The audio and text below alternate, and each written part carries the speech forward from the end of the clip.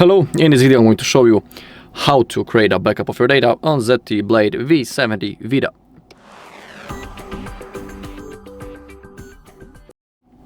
Okay, we need to open up the settings. Now scroll down all the way until you find System and Update and click on the backup.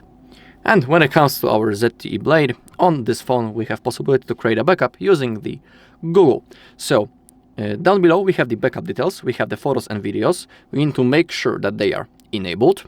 Same thing with other device data, they need to be turned on, and of course you need to be signed in into your Google account, because without it, if you are not signed in, you won't be able to do it.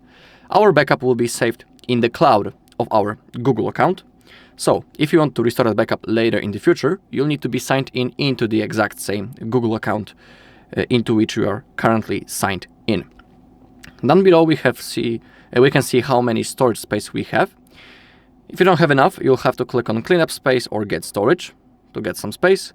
And down below we can see the backup details. Currently it says no data backup because I didn't create it yet. You need to make sure that photos and videos and other device data are enabled. If they are, click this big green button, backup now. The process will now begin. In here a small circle will appear at any second. Okay, here it is, and it's going to slowly fulfill. Basically, when it disappears, it means that our backup has been successfully created. We'll also see notification on the bottom of the screen if everything goes fine. So it's going to take a little bit, so I'll see you in a second.